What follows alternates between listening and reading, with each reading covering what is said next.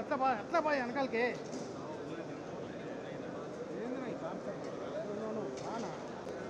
వెనకాల నేను నచ్చుకుంటూ వచ్చేస్తాను నాకు ఒక ఫ్రేమ్ వస్తుంది చాలు ఓకే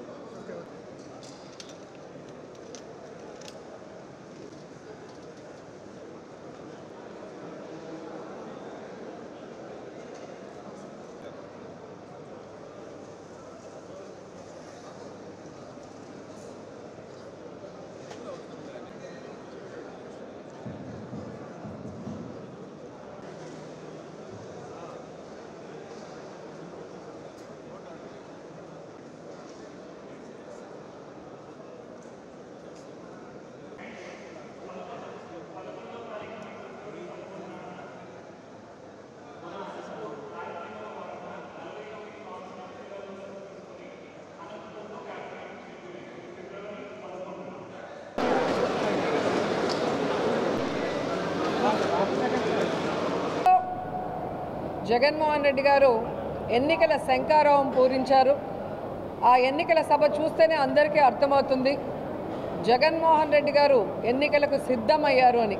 కానీ వచ్చిన జనాన్ని చూస్తే జగనన్నని ముఖ్యమంత్రి చేయడానికి క్యాడర్ కూడా సిద్ధంగా ఉన్నారు అనేది ఆ యొక్క మీటింగే అందరికీ కళ్ళకు కట్టినట్టు చూపించింది. ఈ ఆంధ్రప్రదేశ్ రాష్ట్రంలో ప్రజలందరూ కూడా జగనన్న వైపే ఉన్నాం, జగనన్నని ముఖ్యమంత్రి చేయడానికి సిద్ధంగా ఉన్నారన్న విషయం ప్రతిపక్షాలకు కూడా మరి ప్రస్ఫుటంగా అర్థమయ్యేలాగా మీటింగ్ జరిగింది. అలాగే ప్రతిపక్షాలు ఏవైతే నాన్ లోకల్ పొలిటీషియన్స్ ఉన్నారో హైదరాబాద్ నుంచి వచ్చి జగన్మోహన్ రెడ్డి గారి మీద విషం చిమ్ముతున్నారో వారందరినీ కూడా ప్యాక్ చేసి హైదరాబాద్కు పార్సల్ చేయడానికి ఈ ఆంధ్రప్రదేశ్ ప్రజలు సిద్ధంగా ఉన్నారు అనేది ఆ మీటింగ్ చూడగానే అందరికీ అర్థమైంది.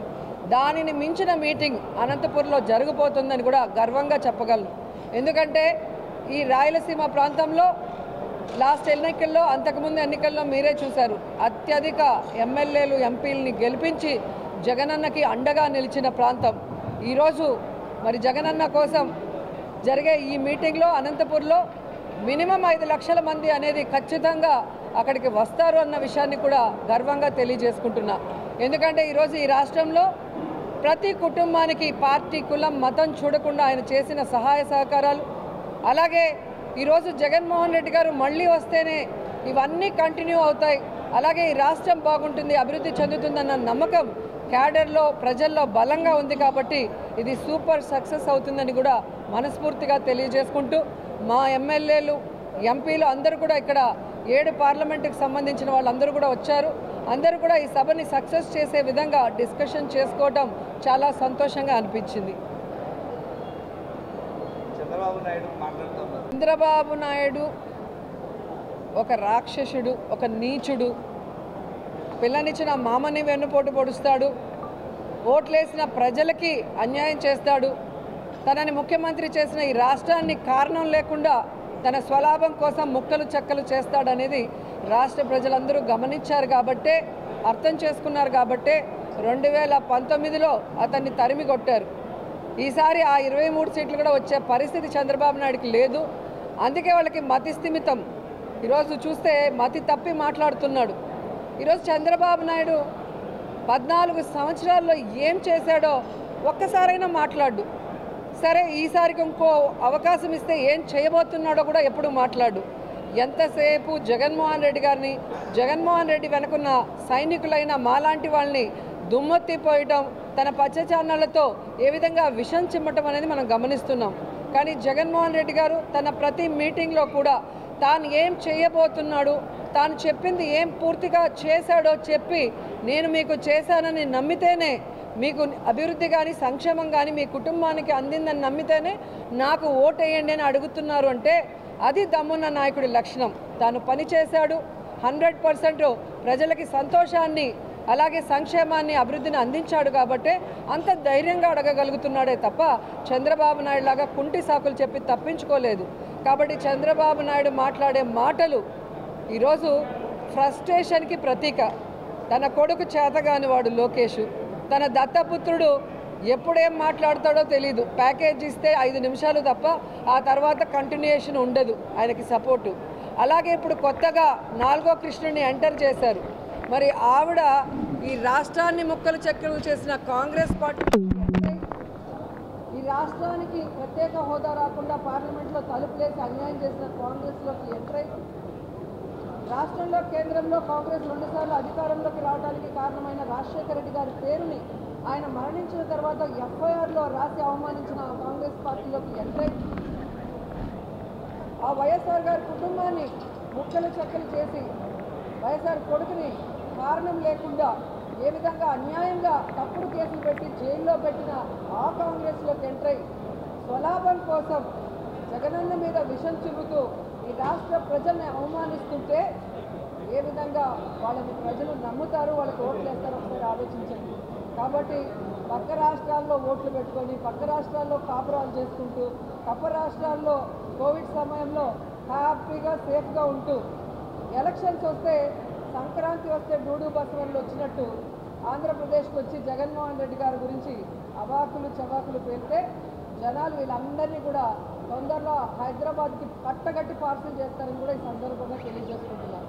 జగన్మోహన్ రెడ్డి గారు మంచి వ్యక్తి, మనసున్న వ్యక్తి కాబట్టే తన టైం అంతా కూడా ప్రజలకి సర్వీస్ చేయడానికి, సంక్షేమం అభివృద్ధి చేయడానికి ఉపయోగిస్తున్నాడు తప్ప ఇలాంటి వాళ్ళ మీద ఆలోచిస్తే వీళ్ళెవ్వరు కూడా ఈ ఆంధ్రప్రదేశ్లో అడుగుపెట్టే అవకాశం కూడా ఉండేది కాదు అని కూడా ఈ సందర్భంగా తెలియజేస్తున్న వేషం కాంగ్రెస్ని, మాట్లాడే స్క్రిప్ట్ చంద్రబాబు నాయుడుది. మళ్ళీ చంద్రబాబు నాయుడుతో మమ్మల్ని కలిపినట్టు మాట్లాడుతుంది. ఆవిడ చంద్రబాబు నాయుడిని కలిసిన తీరు మీరు చూశారు, పవన్ని కలిసిన తీరు చూశారు. కాబట్టి ఈరోజు ఆమె మాటలకి క్రెడిబిలిటీ లేదు అనేది కూడా స్పష్టంగా చెప్తున్నాను. రాజశేఖర రెడ్డి గారి బిడ్డగా ఉన్నప్పుడు ప్రేమ అభిమానం ఉంటుంది రాజశేఖర రెడ్డి గారి అభిమానులకి. ఆమె తెలంగాణలో పార్టీ పెట్టినప్పుడు జాలి ఉండేది, పాపం ఈవిడ ఎండల్లో తిరుగుతుంది అనే ఉండేది. కానీ ఎప్పుడైతే ప్రజలు అసహించుకునే కాంగ్రెస్ని, ప్రజలు తరిమేసిన కాంగ్రెస్లో చేరి ఈ రాష్ట్రానికి మంచి చేస్తున్న వైఎస్ఆర్ కాంగ్రెస్ పార్టీకి నష్టం చేకూర్చాలనుకున్నప్పుడు షర్మిల మాటలకి అర్థం లేదని కూడా ఈ సందర్భంగా తెలియజేసుకుంటున్నాను.